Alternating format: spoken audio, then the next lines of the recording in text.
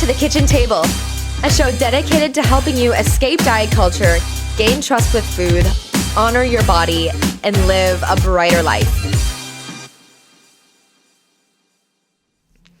Hello, happy Monday, and welcome back to The Kitchen Table. I am so glad you're here. I'm your host, Alicia Brown, an anti-diet registered dietitian nutritionist. And today, can I get a little bit personal on this podcast episode?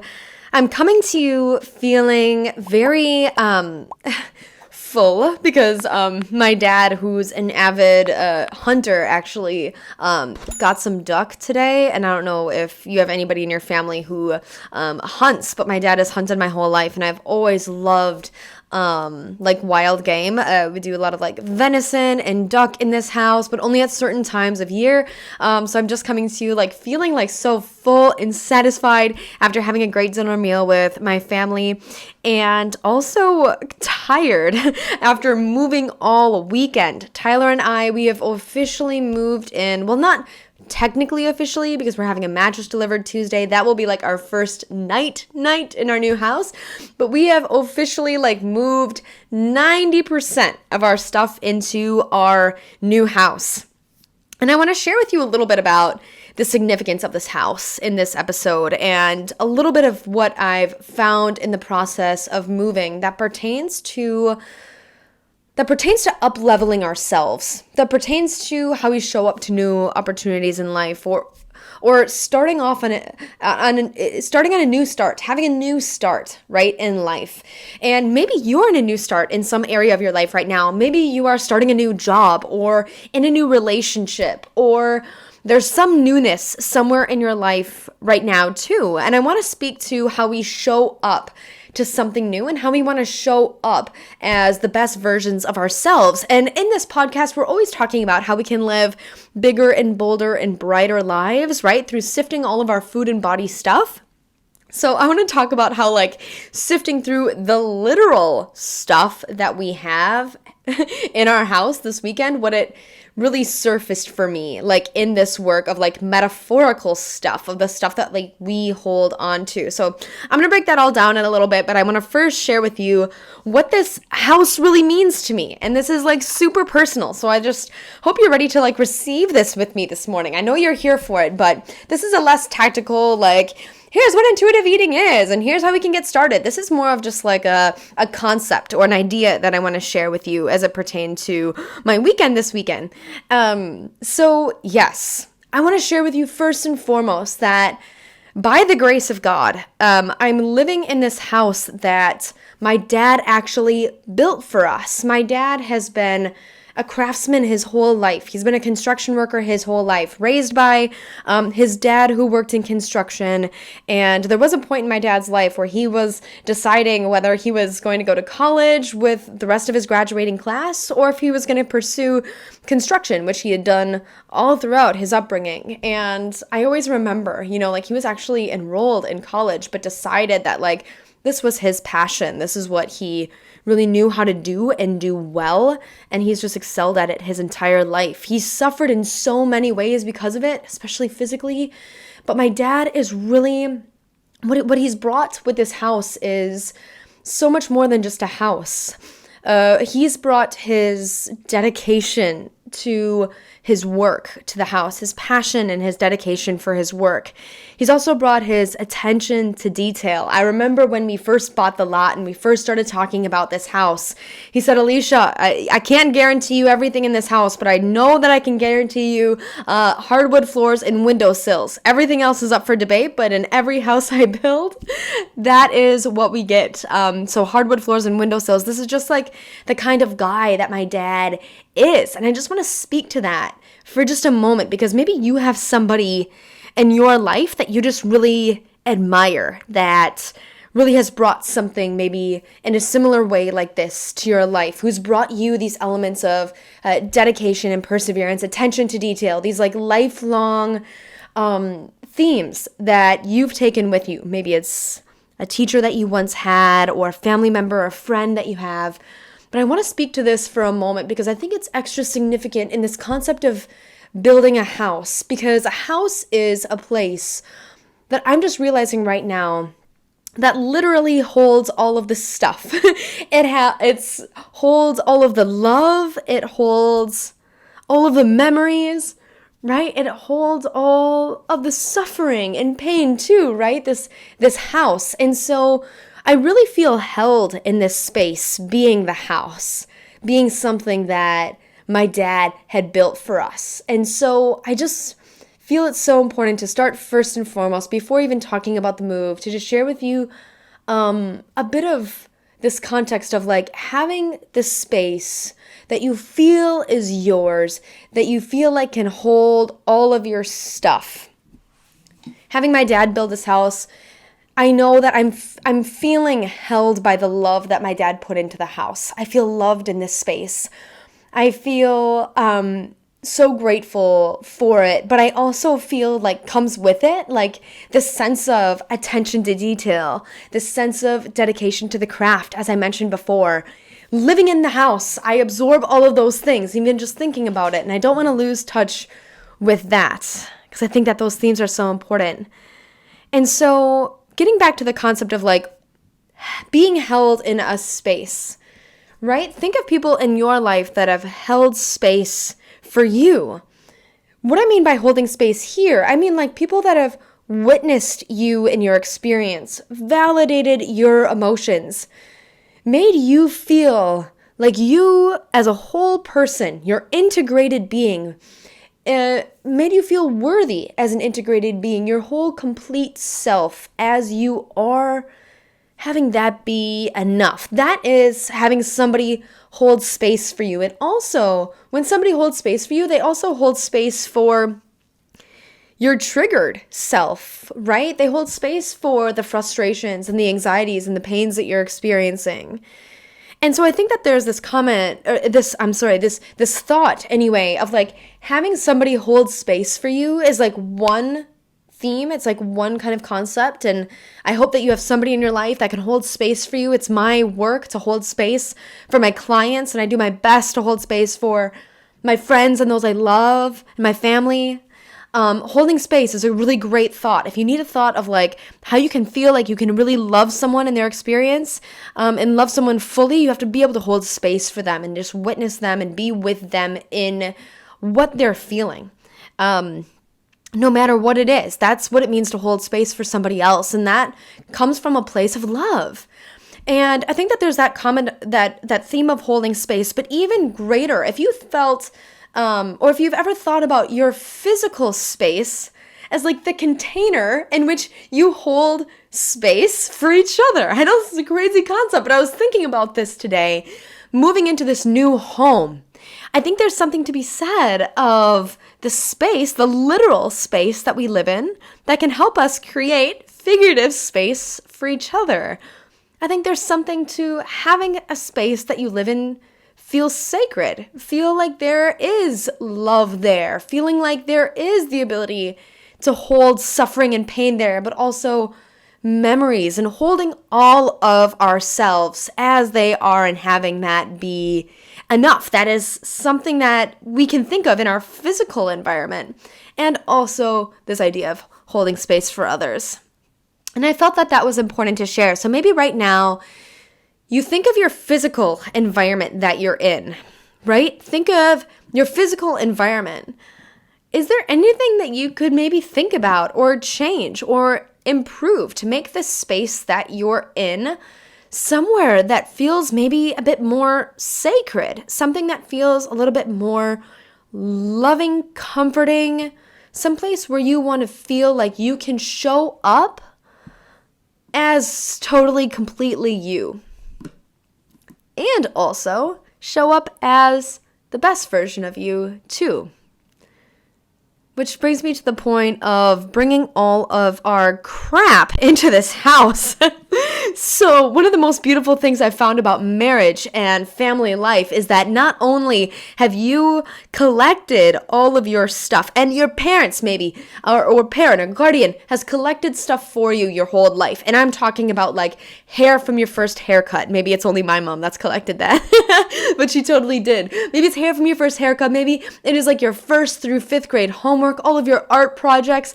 Not only when you're married do you assume all of that stuff for yourself. Maybe somebody has given that for you. I know that I've collected so much stuff, or my parents have, that I've brought to our marriage. Not only that, of my own stuff do I bring, but also my husband's stuff, right? So like now we have all of this stuff being brought to our new house.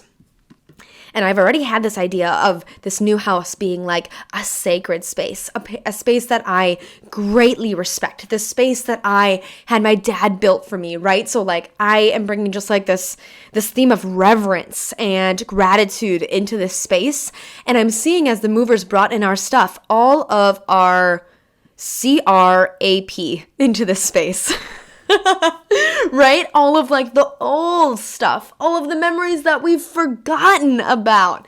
Things, old homework, yes, trophies, awards, all sorts of, sports memorabilia to cookware to, you name it, hair care products. Wow, we've brought all of this stuff into this space. And I don't know if you know anything about the Midwest. I know many of you listening to this right now are from the Midwest, and you know that we have this tendency to just collect. We just collect and collect and collect, and we hardly sift and discard a lot of the time. I think it's very cultural for us to like want to keep things here in our culture in the Midwest here, typically. But I really wanted to have this house be a fresh start for Tyler and I. After waiting a full year for this house to be built, I was craving a fresh start with some new sifting. So we've pulled everything together. Imagine Tyler and I and Amelia and this little bouncy thing. We're in the living room, and there's all of this stuff, and we're trying to decide whether, what we want to keep, what we want to donate, what we want to give away. I mean, we had piles on piles, we had books on books, we had clothes on clothes, and we were doing all of this sifting, and I kept reminding myself of how I want to show up in this space, right? What I want to bring to this space. And this is where I come in with this idea of like how I wanted to bring myself to like a new job, or what I wanted to bring into a new relationship, what I wanted to bring into my professional life, into my coaching, right? Like what version of me do I want to bring into this house?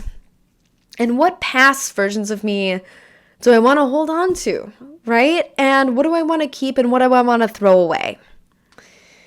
And this was hard. This took a lot of like mental and emotional energy.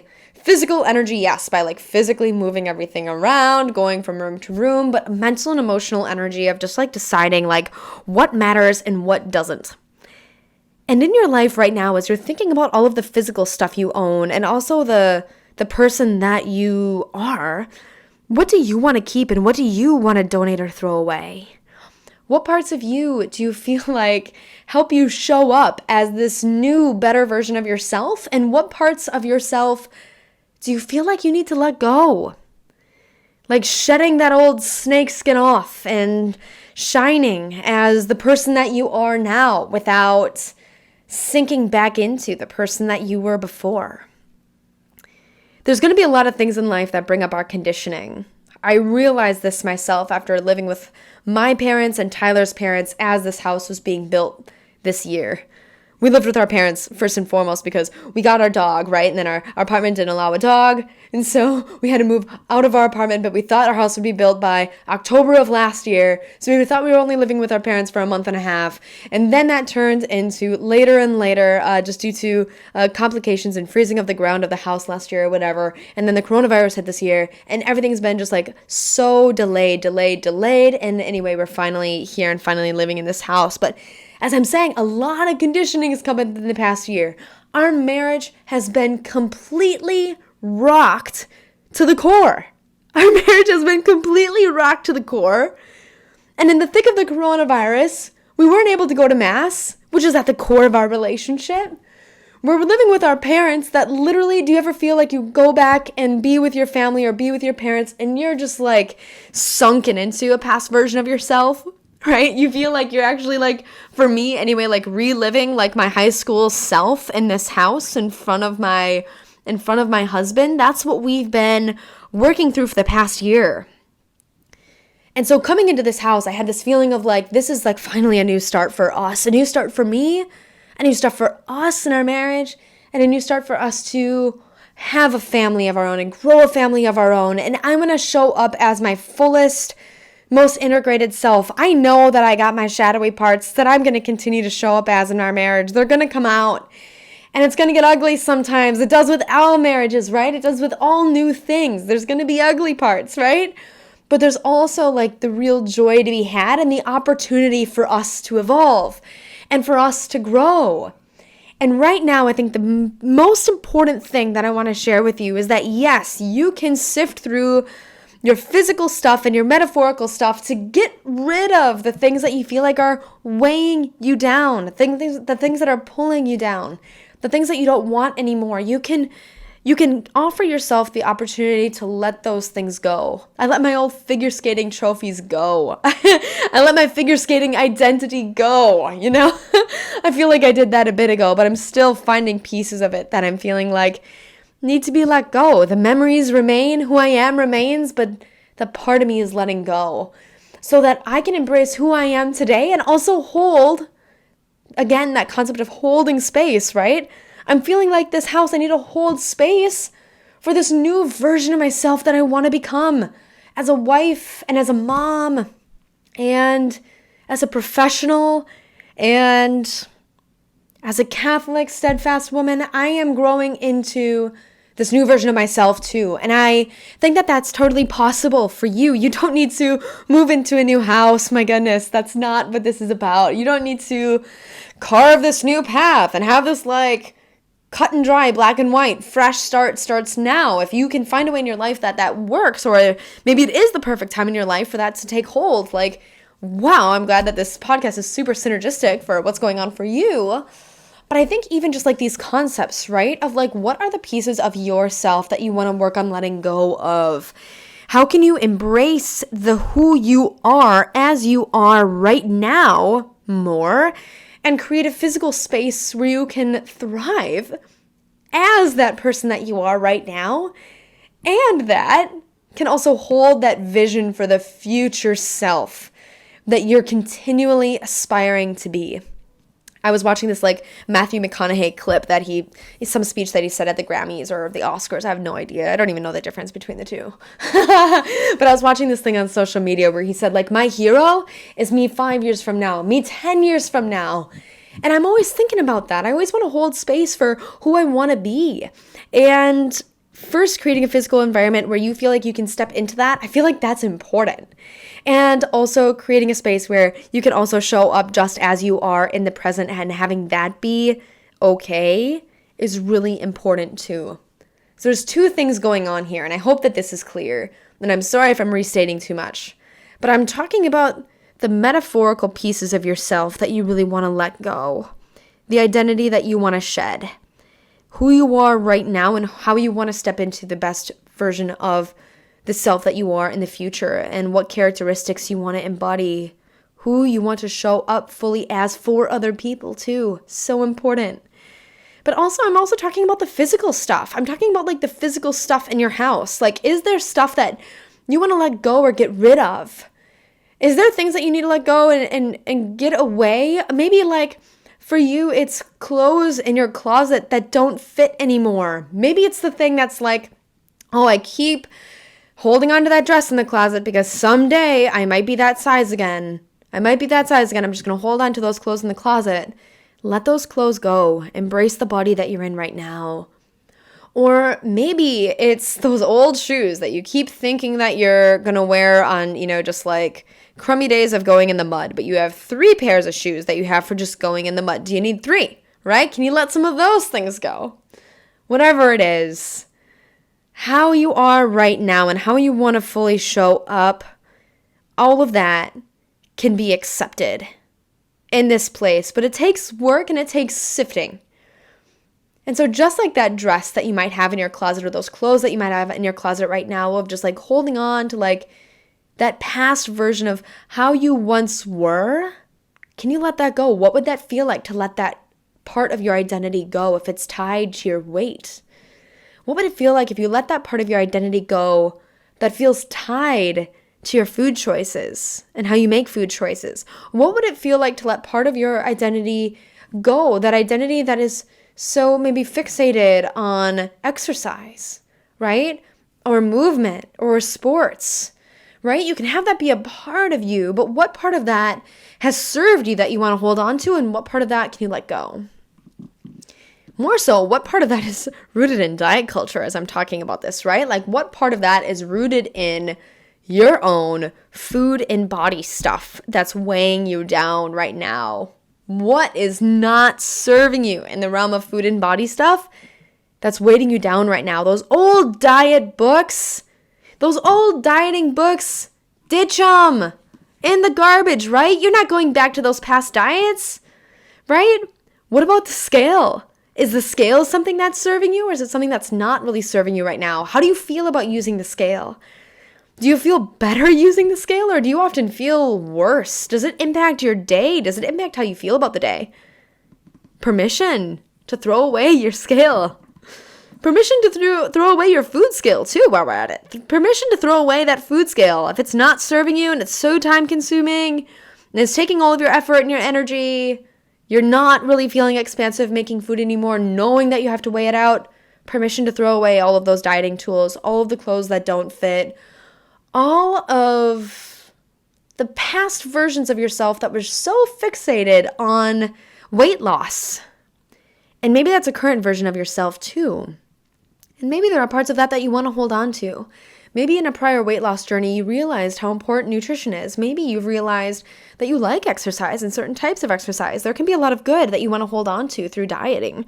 There can be a lot of good there, but also there can be a lot that you can let go of as you look forward to embracing the next version of yourself.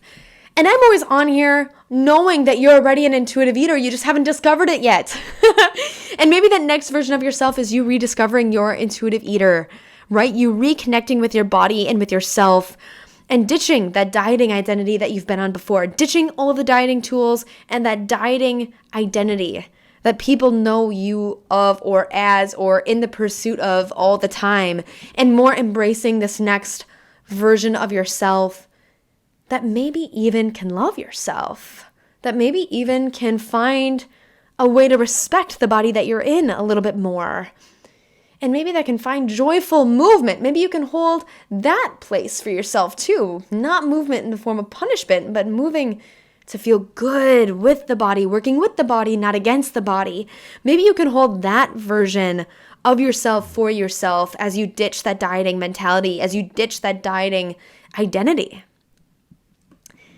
You can imagine I was thinking about all these things as I was unpacking things in my house today. I was thinking of all of these concepts, all of these things, as I'm sorting through literal things and thinking about all of the other things that I've wanted to throw away. And I keep on throwing away parts of myself too that were so focused on dieting.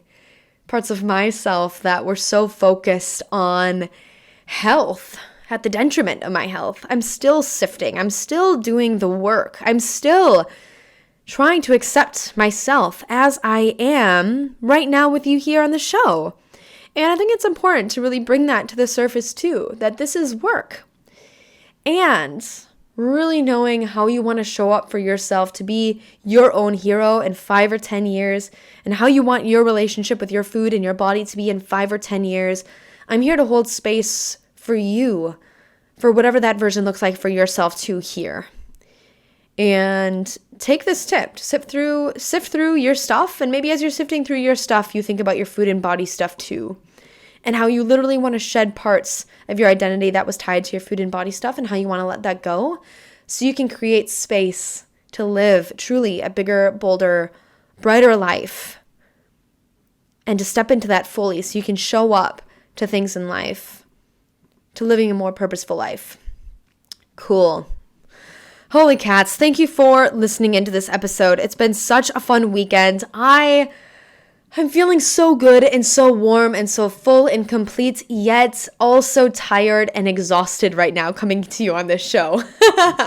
But I want to clue you in on, before we go, I want to clue you in on a couple of interviews that I have coming up for you in the next podcast. So on Thursday of this week, I am so excited to deliver to you a show with my coach and my guide, Casey Berglund, yes, the owner of Worthy and Well. She's going to be hopping on the show this Thursday. And this is a special episode. This is a longer form episode where we do a true embodiment exercise. And so you might want to listen to this episode at home or in a space where you feel like is sacred, where you can show up as the fullest, total, complete version of you.